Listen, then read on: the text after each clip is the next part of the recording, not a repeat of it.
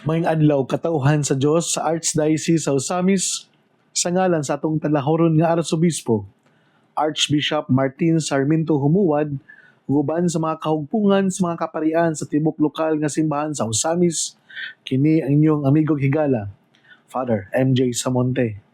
Magahatod og pamalandong ninyo karong adlaw karon nga Huwebes sulod sa ikakawang tulong nga Domingo sa ordinaryong panahon. Septembre 18, 2025. Ang ebanghelyo na atong pagabasahon o pamalandungan karon atong pagakutloon sa ebanghelyo sumala ni San Lucas.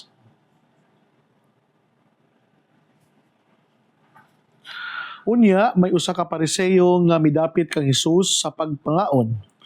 Busa miadto si Jesus sa balay sa Pariseo ug nakigsalo kaniya. Niadtong lungsura may usa ka babaye nga daotag kinabuhi. Sa iyang pagkadungog nga si Jesus nagkaon didto sa balay sa Pariseo, miadto siya sa dala ang usa ka tibod nga alabastro nga puno sa pahumot. Samtang diha siya sa luyo ni Jesus dapit sa tiilan, mihilak siya og nahumod sa iyang mga luha ang mga tiil ni Jesus. Unya gipahiran niya sa iyang buhok ang mga tiil ni Jesus o gihagkan o gibubuan sa pahumot. Sa pagkakita niini sa Pariseo nga nagdapit kang Jesus, mingon siya sa iyang kaugalingon. Kung kining tawhana tinuod pa nga propeta, makailaon ta siya kung kinsa kining babaye nga mihikap kaniya ug unsa kadautan ang iyang kinabuhi. Apan miingon si Jesus kaniya, Simon, aduna ako ikasulti kanimo. Si Simon mitubag, sige magtutudlo, sultihi ako. May duha ka tawo nga nakautang sa usa ka tigpahulam og kwarta, miingon si Jesus. Ang usa nakautang og 500 ka denaryo ug ang usa 50. Apan kay silang duha dili man makabayad, gipapas na lamang ang ilang utang. Karon kinsa man sa duha ang labaw nga mahigugma, nagpahulam kanila. Sa akong nahuna, mitubag si Simon kadtong dakong utang. Husto ang imong tubag. Matod ni Jesus, unya milingi siya sa babayi ug miingon kang Simon, nakita mo ba kining babayi? Mianhi ako sa inyo ug wala mo ako hatagig tubig aron ihugas sa akong mga tiil. Apan gihugasan niya akong mga tiil sa iyang mga luha ug gipahiran sa iyang buhok. Wala mo ako hagki sa imong pagdawat kanako. Apan nagpunay siya halok sa akong mga tiil sukad sa akong pag-abot. Wala mo hisuig lana ang akong ulo. Apan iyang giagwahan ang akong mga tiil, busa sultihan ko ikaw nga dakong gugma nga iyang gipakita nga nagtumod nga gipasaylo na ang tanan niyang mga sala. Kinsa kadtong gipasaylo sa jutay mga sala, nagpakita og jutay lamang nga paghigugma. Og unya giingnan ni Jesus ang babaye, gipasaylo na ang imong mga sala. O huban nga didto sa kananan miingon sa ilang kaugalingon, kinsa ba kining tawhana nga nagpasaylog mga sala? Apan miingon si Jesus sa babaye, ang imong pagtuo nagluwas kanimo, pauli na nga malinawon. Mga igsuon ang ebanghelyo sa Ginoo. Daygon ikaw Kristo. Mga igsoon ko dahil Kristo, may adlaw ka natong tanan. Balikon ko karon adlaw nga Septembre 18, adlaw nga Huwebes 2025. Akong pagtimbaya sa akong special greeting sa adlaw sumad sa adlaw na tawhan sa ako ang inahan na si Carmencita Casaba Samonte. Happy birthday ma, na ikaw nakaabot na sa ika-70th birthday nimo karong adlaw. Nalipay ako nga ikaw na bisan pa sa imuhang pangidaron nagay po nimo ang kadasig pagkamalipayon ug pagkamaabi-abihon diha sa pagpangalagad sa simbahan. Nasayod ako nga ang ako ang pagapari dako kayong impluwensya tungod sa imong pagkarelihiyoso o pagkaminampuon. Ang akong pagapari dako kayo og kanang epekto tungod sa imuha usab nga nabitong early in the morning, magrosaryo ka, before ta matulog kaniadto, makadungog jud ko nimo nga magampo ka. Nabitong imong authenticity and sincerity sa pagampo. Diha sa hilom nahimo ning part and parcel sa ako ang pagkatao Mao ni hinungdan nga dako kini siya epekto nga mao hinungdan sa ako ang pagtubag diha sa bukasyon sa pagkapari. Salamat kayo ma pinagi sa imong pagkainahan, pinaagi mo sa imuhang mga nindot kay nga ehemplo na gipakita kanako kani usab na makatunan na mo ang imong mga anak nga kami usab nga dili na mo tugutan nga amo ang mga pamangkon, mga anak ni sa imong mga anak sa imong mga anak nga ako mga sila gud dili sila makatugot nga dili makasimba sa adlaw Domingo. Mao na nga tungod niini mag-celebrate ta, maglipay kita o magpasalamat kita sa langit mong amahan sa kinabuhi na yang gibubo diha kanimo nga tungod sa imong pagka joyful and grateful. Mao na usa kini ka sekreto nga nakita nako nga taas imong kinabuhi. Padayon na anak ma, dili man ka perpekto sa pagkainahan, pero nasayon ako nga ikaw naningkamot pod nga ipakita nimo imong the best kanamo na imong mga anak. O ako saksi niya na. Happy birthday and joyful and blessed Natal Day. God bless ma. Mga igsoon ko na ni Kristo, ako ang pagtimbaya usab sa ato ang mga kaigsuonan na mga nadya sa Mercury Drug sa Katadman branch na every time nga moanha ko, mapalit ko sa ako ang mga basic needs ng mga tambal, sila maabi-abihon kayo. Salamat kayo niyo diya, no? Nga kamo kanunay nga mapahiyumon o mabuutan kayo ng mga higala na to diya sa Mercury Drug Katadman branch. So mga igsoon ko na ni Kristo, pasalamat ako usab sa atong mga higala nga mga naminaw karon nga kanunay kamo nga nagsuporta nga every time magkita ta somewhere na inyong ipahinumdum kanako nga Father, kanunay ba may naminaw sa imong pamalandong dako kay na og kanang katabang kanamo nga kami makanunayon usab mga madasigon o mas amo pa yung tarungon ang amo ang paghatag og pamalandong bisan pa man sa kahiktik sa mga schedule. Mga igsoon ko na ni Kristo, ang atong ebanghelyo karon nagibasa diha sa ebanghelyo ni San Lucas nga si Jesus giimbitar og kanang pagpangaon diha sa balay sa usa ka Pariseo. We know na ang mga Pariseo matawag siya na kana bitang mga rivalry ni Jesus. Si Jesus walay problema nila. Pero kani mga Pariseo dako kayo nga threat nila si Jesus. Una nga by all means dili man nila kayang kontrahon si Jesus nga kana bitong direct nila nga i-attack si Jesus kay tungod kay daghan na mga followers si Jesus. So ilang bagong pamaagi para mapangitaan nila og kanang sayop si Jesus, they invite Jesus to dine with them. They invite Jesus na sa ilahang ilang circle aron mas mailhan ug mas makita pa gyud nila si Jesus kana bitaw in kanang sa diha bitaw sa kanang direct ug duol nga kasinatian nila. Mao na nga ang pagpangaon usa ka pamaagi nga ilahang mas mahimamat si Jesus ug maila pa gyud si Jesus in intimate way. Mao na nga sa dihang naay nakadungog nga usa ka babaeng makasasala nga moadto si Jesus sa balay sa usa ka Pariseo, kaning mabasulon kaning kana bitawng usa ka babae nga puno sa pagbasol o naningkamot sa pagbag-o sa kaugalingon, gibuhat ni ang tanang pamaagi aron lamang nga papasaylo ang iyang mga sala. Mao to nga gipatuluan niya og luha, iyahang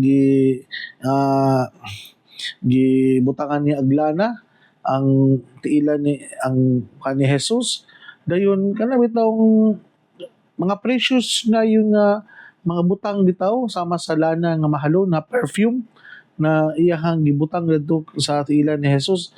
One way of remorse and resentment nga gipakita sa maong babae. Modere ko sa kong pamalandong mga igsoon. Simple lang ako ang nakita ani nga punto. Sa dihang gi-compare ni Jesus ang pagpasaylo o kanabitang paghatag og amnesty sa nakautang 500 og sa 50. Pero pareho silang gipasaylo. Kanabitang lantaw magud nato gud nga abi kay mas makasasala tong tawhana. Kanabitang lantaw nito sa tong kagulingon is righteous na pug kayo ba? Mao siguro yung nga lantawonon po dato sa tong kagalingon no nga abi kay lantaw na to ang uban mas sinful, mas lalom og sala. Lantaw na to sa tong kagalingon na mao ra man ni akong sala. Pero nakalimot ta ba nga kitang tanan pareha ra yapong makasasala. Pareho ra pod nga nag-enjoy sa immensity of God's love and mercy. Nga dili day ta ingon nga magpakalinis na pud kayo bitaw. Ang tinuod yun di ay no nga kung nagbasol na sa maong sala kada yung the authenticity and kanang pagka generous nato kung giunsa nato pagpangayo og sala, pagpangayo og pasaylo sa maong mga sala. Kaya nga naman, kay mao magud ni ang usa sa mga lantawunon gud sa act gud sa taong naghinulsol kung giunsa niya ang iyahang nabagid siya remorse, nabagid resentment sa maong pagpangayo og sala. Mo bitaw diha sa ako ang kasinatian sa kumpisal na every time nga ang tao bitaw nga mangayo og kanang kapasayloan sa iyang mga sala nga dako kay nako og kanang epekto isip pari nga nagpakumpisal kung ang nangumpisal kana bitawng mabati bitaw gyud nimo ang sincerity nga naa bitaw gyud lawom nga pagbasol nga kana bitawng dili na bitaw siya ingon nga mo point pa sa uban, manangil pa sa uban ngano nakasala siya kung dili he or she owns sa maong sala yang giangkon ang maong sala then kaning sala iyang idetalye ngano nabuhat niya ni ug unsa iyang nabuhat ug sa diha iyang idetalye ang mga sala nga iyang nabuhat kana bitaw makaingon bitaw jud ka nga so every time nga gi-articulate niya ang mga sala nga iyang nabuhat kanang naagyo diya ang sincerity sa pagpangayo pasaylo. Mao siguro ni ang angay natong makatunan mga igsuon nga instead nga ato mangayo pa tao kanang tao pag mangita pantaglayang tao nga i-blame sa ato ang mga sala nga nabuhat we point others ngano nabuhat na ko ning sala kay tungod mangod ang aniniagod ato ang kunon i-own na lang gid nato ang maong sala dayon puno sa pagbasol o paghinulsol nga kana itong tinud-an na gyud ta nga nangayo og kanang kapasayloan dako kani siya og ganang epekto sa Ginoo nga maoy buhatag og pasaylo og tsansa nato sa pagpadayon sa kinabuhi. Mo bitaw na no nga sa ato ang kinabuhi bitaw mga igsoon gyud ni Kristo nga it doesn't matter kung unsa kadako ang imong sala as long as nga naa diya ang pagpaningkamot nimo sa pagpangayo og pasaylo sa imong mga sala. Ikaduhang punto mga igsoon. Sa ato ang kalibutan karon daghang mga tao nga aware sila nga nakasala sila pero wala ang paghinulsol, wala ang pagbasol, wala ang pagdawat sa maong sala. Mao bitaw nang every time nga naay mangumpisal nako i-appreciate yun ako that they are humble enough to admit and to embrace their flaws and their sins in their life. Because not all people will embrace sa ilahang nabuhat nga sala. Not all people will admit na sila nakasala. Uban man gud, dawat nila. Conscious sila nga sila nakasala. Pero walay pag-amin, walay pagdawat.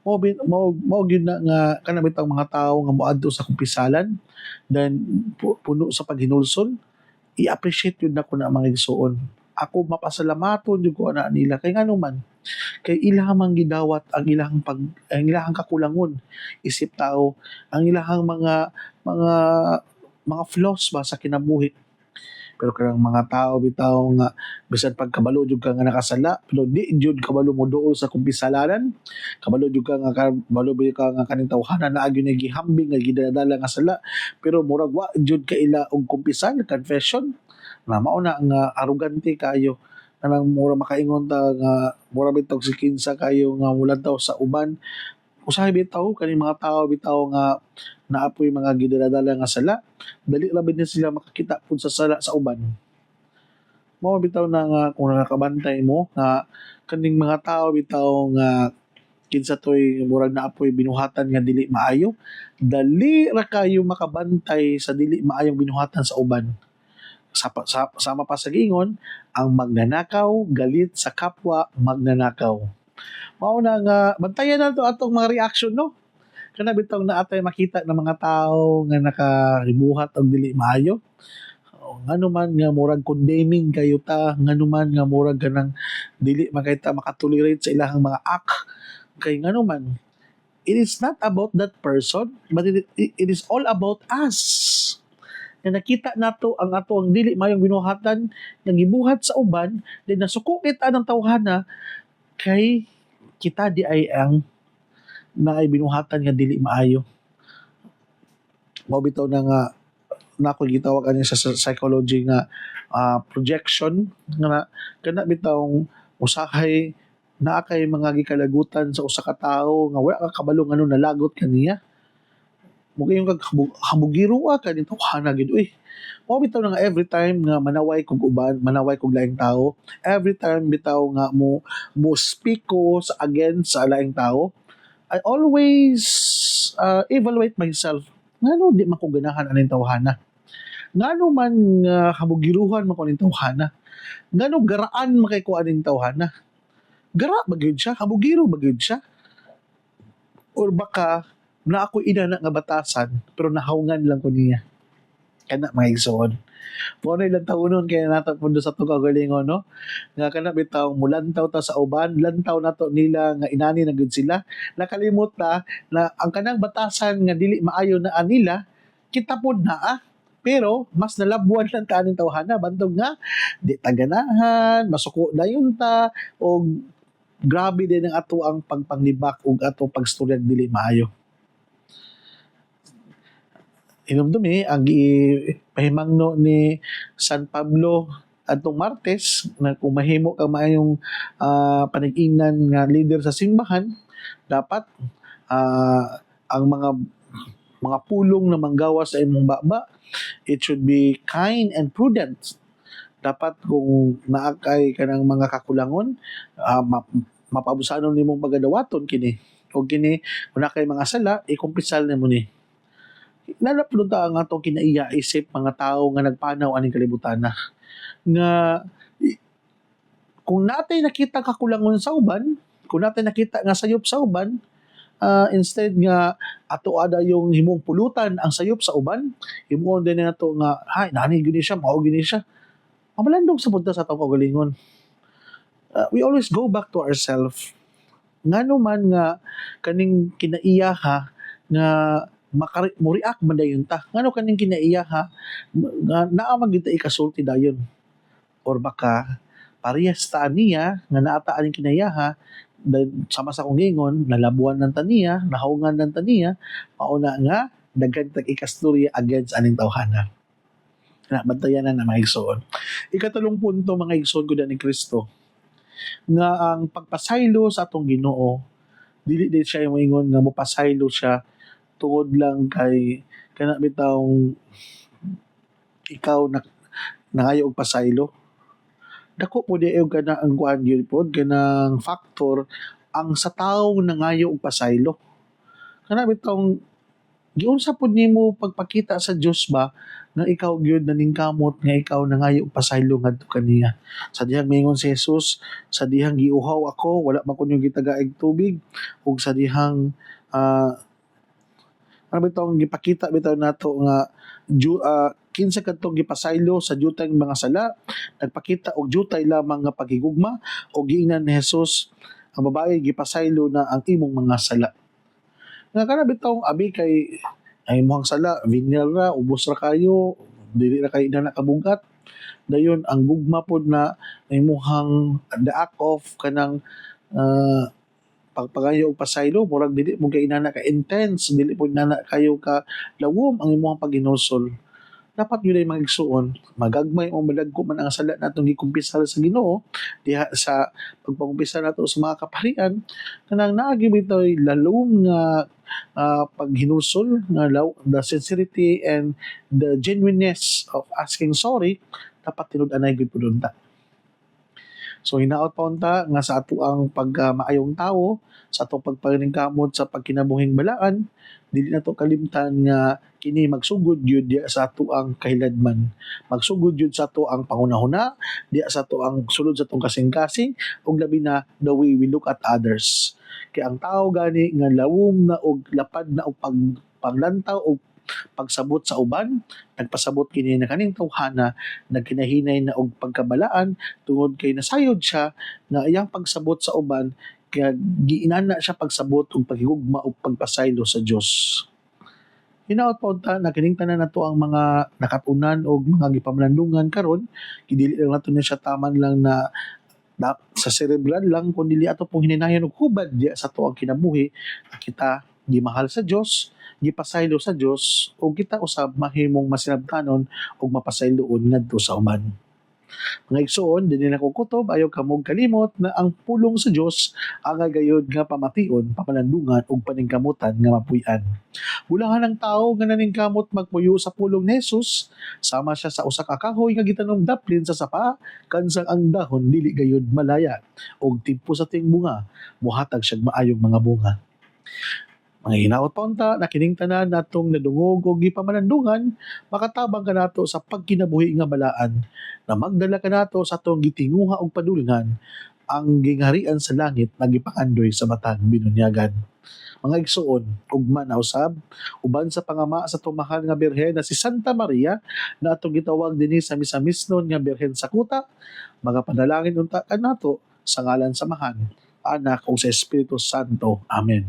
Akong pagtimbaya diha sa ato ang mga major na mga naghatag o kanang kanunay nga sa ilahang mainito nga pag-sponsor nato, Tita Barrera family and Ate Laila, Ma'am Sara Flores and Tita Pat Rojas o sa Sabado and Kahandig family. Daghang salamat.